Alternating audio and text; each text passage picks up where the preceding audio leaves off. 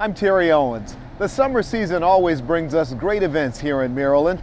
Two of the most popular are Artscape and the African American Festival.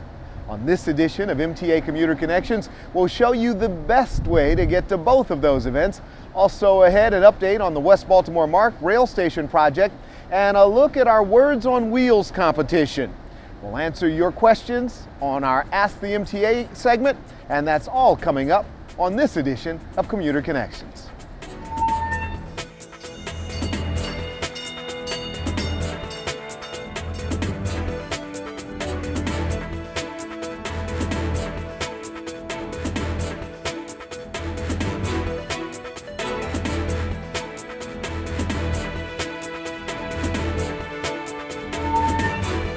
Hello everybody and welcome to Commuter Connections. For this edition, we're on location at Oriole Park at Camden Yards near lots B and C, where one of our region's most popular events will soon take place.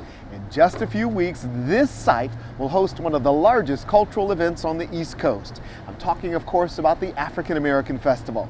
The event, which offers the best in African American culture, art, and music, has become a tradition and an exciting family destination for the July 4th holiday weekend. We're delighted to have Shelonda Stokes, president of Graybo Media, with us to talk about what we can expect this year. Hi, Shelonda. Hey, Terry. You know, for decades now, this event has continued to attract people. First, we've moved around to various locations, but we now got this home downtown. What is it that keeps people coming back?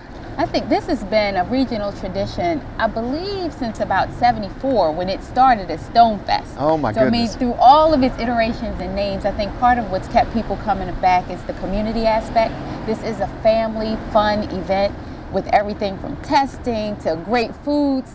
But I would have to say that it's probably the talent that keeps them coming back every year. Yes, talent, a huge part of this, and we'll talk more about this year's lineup in just a moment. But let's go back a little bit and talk about how the event has evolved over the years. The event has really evolved. I think that when it started back in, '74, part of it at Soul Fest was really about bringing together the African American community. It was about celebrating entrepreneurship, and it was about us figuring out how this African American community could really celebrate business, culture, family all together. So that's where it started. And I think in its evolution, it's gone through different sort of ups and downs around the ways, but it's come out to be that same thing again, where family is the center of what we're focused on. I was going to say, fast forward to the day, and you're talking to people around this region of the country about the event, trying to promote it. How do you describe this to folks who are interested in what you're doing here? The best way to describe it is in a picture.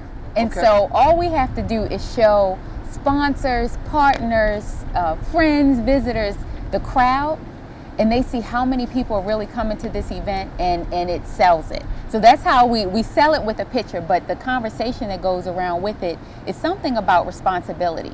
This wouldn't have survived this long if it wasn't something that everybody cared about. I mean, Mayor Rawlings Blake wanted to make sure that this was a free event for the community. So it has every element in it, from the food and all of that, but to the responsible things like entrepreneurship, financial literacy, health and wellness, all of those aspects as well. Now, you touched on something that I'm sure is very important to the families that will be interested in coming out this year. You said the mayor was committed to making this a free event. Talk about why that's so important. Absolutely. A few years ago, I think they attempted to have this festival be a paid event. And although the fee was nominal, when you talk about some of the families and you start to add the children in, it became really cost prohibitive for some of the families. So the attendance numbers went down.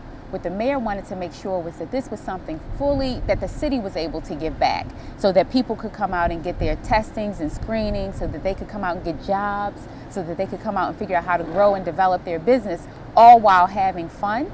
And so in order to do that, she knew that it really needed to remain free. And so she committed the city support, and then we solicit sponsors to also help, close the gap in terms of funding it. And so what does the community need to know about that? I think, and that's an excellent question, because I think what we really need the community to do is to also step up and support our sponsors and to support the event. This year, we're not allowing people to come in and bring food and bring beverages, and part of that is because we need, our sponsors to make sure that they're getting the visibility and support that they need in order to keep coming back and funding it. So I'm asking people not to bring coolers this year, not to bring, because they'll get stopped at the door this year not to do that, and to really support our sponsors where they can. All that stuff's fun and good, but what people really want to know about is the entertainment and the food. Now, can you give me a hint of some of the acts lined up? I can give you a hint. I can give you a taste of our headliners for Saturday and Sunday. So I'll start with Saturday and tell you that we have Fantasia on my Saturday. goodness, get out of here. On Sunday, I got to take it a little bit different. Because I got to say, we got. Not we have, we got Patty. Oh my.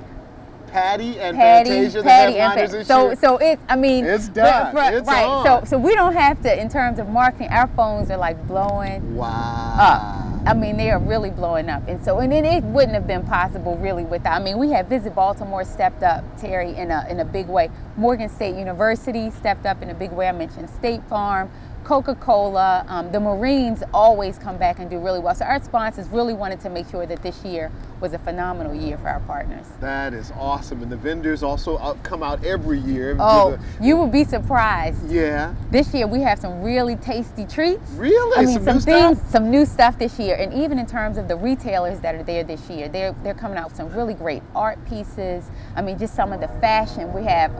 And Under Armour may even give a little preview of some things this year. So, I mean, it'll be really, really nice. Okay, so this is July 4th weekend. July 4th. So it's July 6th and 7th. Okay. Right here. Camden Yards, downtown Baltimore. Easy to get here. Light rails not far. Metro's not far. Local bus not far. Lots of ways to get here. Lots of ways. I mean, and the MTA does some really fun things and exciting things with us as a major partner too. So in addition to coming down that way, I think we'll have the cooling buses. I know last year it was extremely hot. Yeah, and so the MTA July. stepped up in a very big way and made sure that there were cooling buses on site, just in case they got a little hot. All right. They had to go cool out. Shelonda Stokes, Graybo Media, thank you so much for coming out and talking to us. We'll look forward to this year's African American Festival. Thank you so much. All right, coming up next, we move from Camden Yards to the Arts District and another popular summertime event in our city. Stay with us, we're back in just a moment.